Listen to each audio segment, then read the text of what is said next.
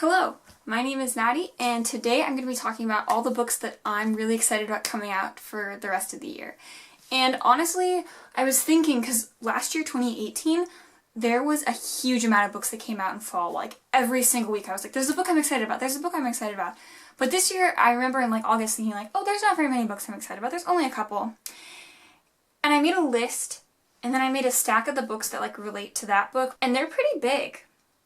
So like there's a lot of books that I'm excited about coming out, so let's just get into this. P.S. I'm sorry if the lighting is not the best. It's not a very nice day today, but if I didn't film this today, it wouldn't have gotten filmed, so what can you do? I'm sorry.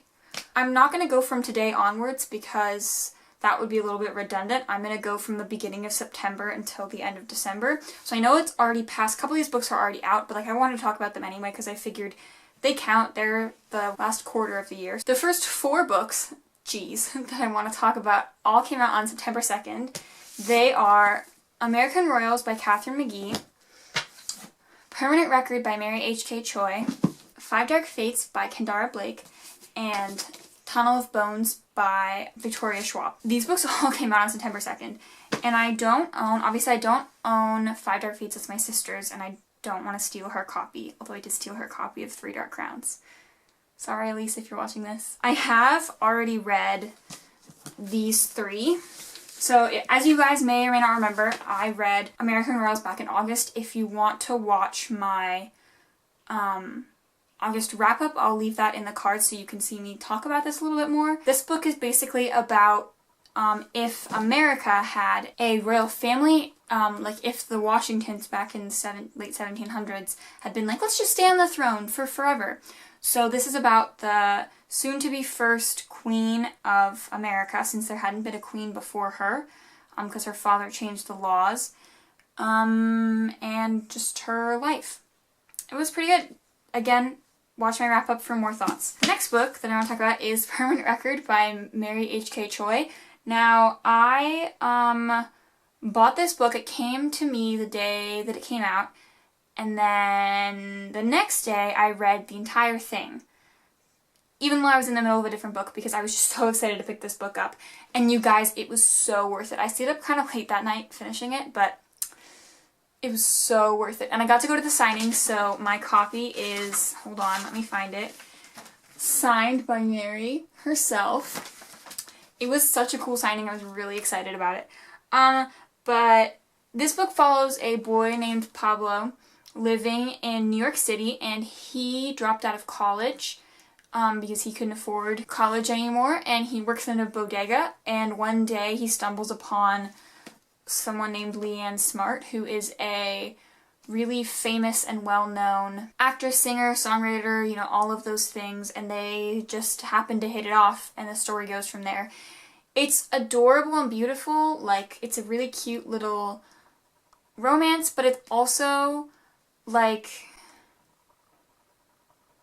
it deals with a lot more topics than just the romance. It talks a lot about fame, talks a lot about like depression and like imposter syndrome, and it's really just an amazing book, and you should go read it.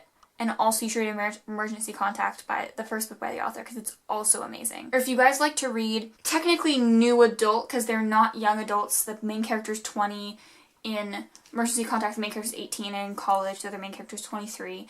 So it's not like they're really young adult, but it's still in the young adult genre. If you guys like reading like older young adult, pick up this book. Next is Tunnel of Bones by Victoria Schwab, and I have already read this book, like I said, because it's pretty short, right? So it was pretty easy to read, and it was really good. It was just as heartwarming as the first book, but it was also had a lot more grit to it. If you guys didn't know, I read City of Ghosts last month, so again, if you want to see me talk more about that, I'll leave a link in the cards. Okay, this isn't a problem that I had with this book, because I thought it was amazing. The only thing was that I have a pretty intense fear of the Paris catacombs specifically, and in case you can't tell, this book has a lot to do with the Paris catacombs. So it gave me a lot of anxiety reading this book because I just have a struggle with the Paris catacombs. That was just a personal thing, and it in no way diminished the story, which was beautiful, and I loved how the characters are developing, and I can't wait to see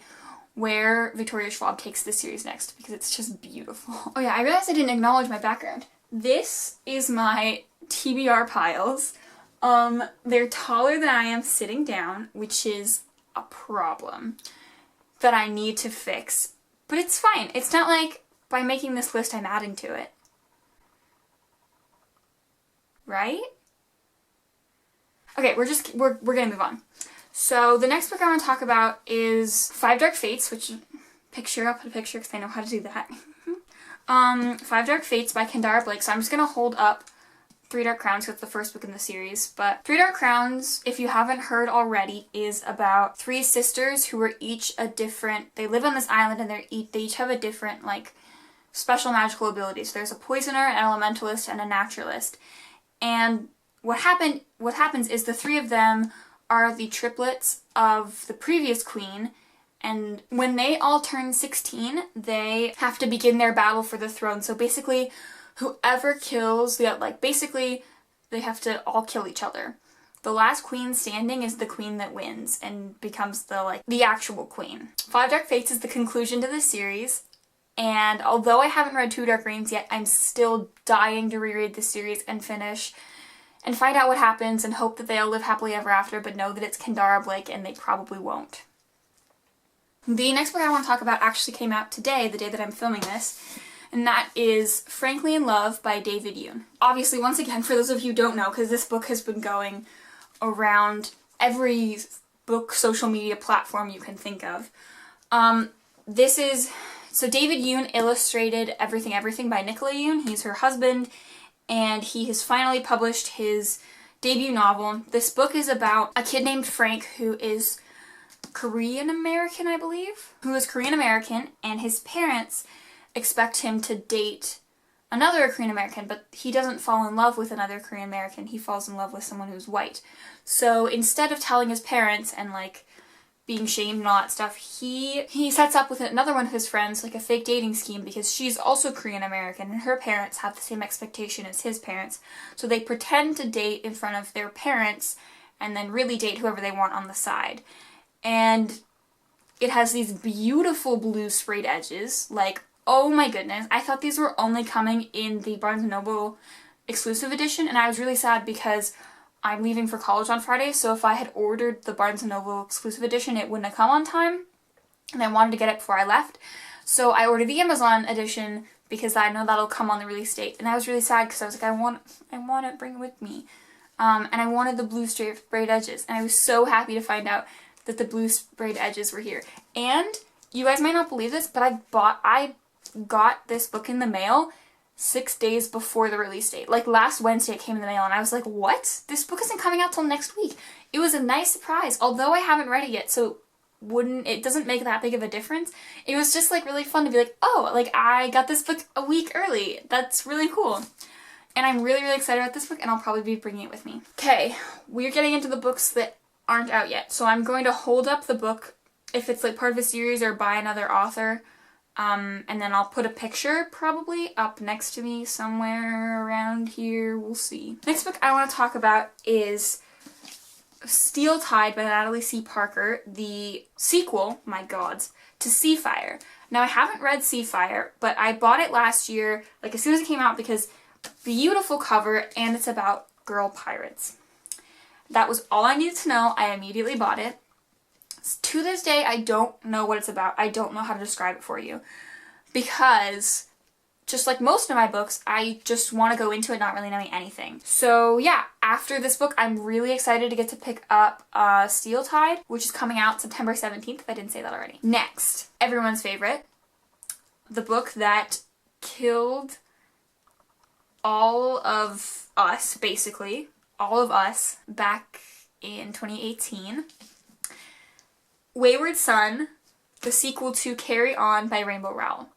I know that this isn't the Carry On cover that will match Wayward Son, so I'm considering buying that one.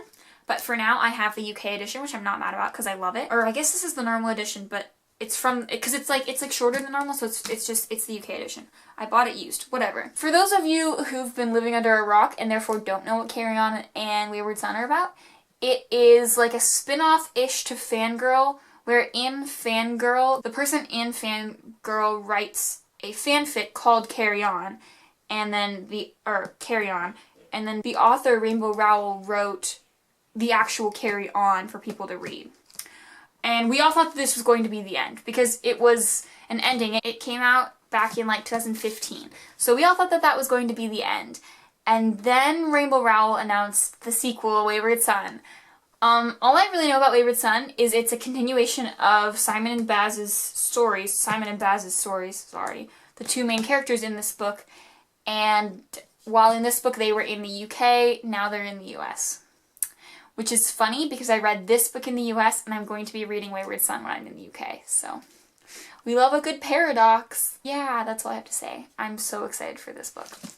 Not this book. I've already read that book. Wayward Son. Whatever. We're getting into October because I don't have any others. Next, I wanted to talk about Ninth House by Leigh Bardugo, the author of Shadow and Bone and Six of Crows, and lots of other, because these are just the first books in the series.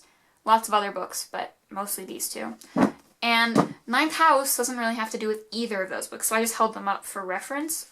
But Ninth House is Leigh Bardugo's first foray sort of into adult fantasy. It's about secret societies at Yale, I believe, and a murder, and yeah, it's supposed to be very dark and creepy, and honestly, when I originally heard about it, I was like, yes, I need to read this. And now I'm wondering if I shouldn't, because I'm not sure I'm going to be in a good headspace when it comes out. Just because it's the kind of book that you need to be in the good headspace for. And it's very adult, which, like, I don't read a lot. But I'm excited nonetheless because I really do love Leigh Bardugo, and I think that she's going to do amazing writing adult fantasy.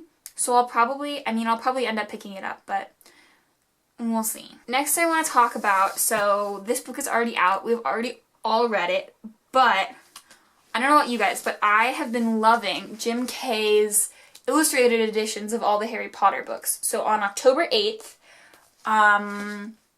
Harry Potter and the Goblet of Fire, the illustrated edition, is coming out.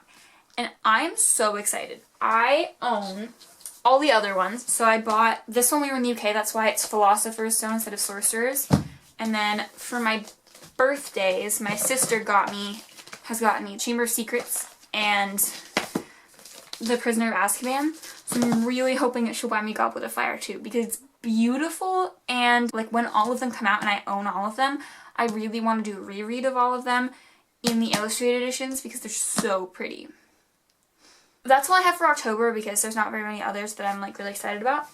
Now we're getting into November, and this is the other day where there's a whole bunch of books coming out. So I think we have 4 books I'm excited about coming out this day. But first of all, I want to talk about Call Down the Hawk by Maggie Stiefvater, the author of, and it's like kind of a sequel to The Raven Boys. So we can't describe, obviously I can't very much describe Call Down the Hawk because it's like a spoiler for this series, but The Raven Boys, which I talked about in my book haul, again, I'll link it if you want to watch it. The Raven Boys is about a boy named Gansey who's looking for a lost Welsh king, and a girl named Blue who is the daughter of a psychic and was told that she would cause her true love to die. So they sort of get tangled up in each other, and like there's a lot more complicated things than that, but that's sort of the beginning premise. And Call Down the Hawk is about one of the characters from this series, Ronan, and I think another character, Adam, is going to be in it, but I'm not 100% sure. But Ronan was one of the characters in this series that I was like, every time we read from his perspective, it was like, I just want to know more. So I'm really excited that Call Down the Hawk is coming out. And you can't see it, but right here, there's a poster for The Raven Boys that Maggie Stiefvater actually made and then signed, and I won. So I have a poster from her, which is really cool, and so she's so good at art and so good at writing, and I just can't wait. I'm so excited. Next, we're going to talk about, once again, one that's been going on around for a while, The Toll by Neil Shusterman, the sequel to Scythe and Thunderhead. And these books are insane. The Toll is going to be just as insane because this book ended in a way where it's like, how are we going to continue the series? But also, like, you have to continue because this is not an ending. So yeah. Once again, I'm not going to describe The Toll because it's a sequel, so like, how am I supposed to describe it? I'm just going to describe Scythe. Basically, there's a society where there's no death or sickness or like unhappiness if you get injured or even die from an experience. You can just sort of be brought, quote unquote, back to life, but not like, it's not like you have an unlimited amount of life, or it's not like you have a limited amount of lives or anything. It's just like they heal you. But to control the growth of the human population, they've come up with this, well, this is the solution, this size. So there are people chosen to become like death itself, and they just sort of pick random people and go and kill them. It's so interesting because this is one of those great examples of people are like, oh yes, this would be a utopia, but like, just because we're in the future doesn't mean we've solved things like corruption and, you know, human flaws that will undoubtedly come about. So it's a beautiful exploration of those. And it talks about death a little bit, but it's not super involved. Like, it's not like depressing in the way that they talk about death. It's just talked about in a very sort of dry way. This book series is beautiful, so you should read it. Also out on November 5th is Supernova, the sequel to Renegades and, oh, here we go, Arch Enemies by Marissa Meyer. Once again, I talked about Renegades in my book haul, so once again, go watch that if you want to. But this series is about superheroes and supervillains, people with superpowers, and just like conflict.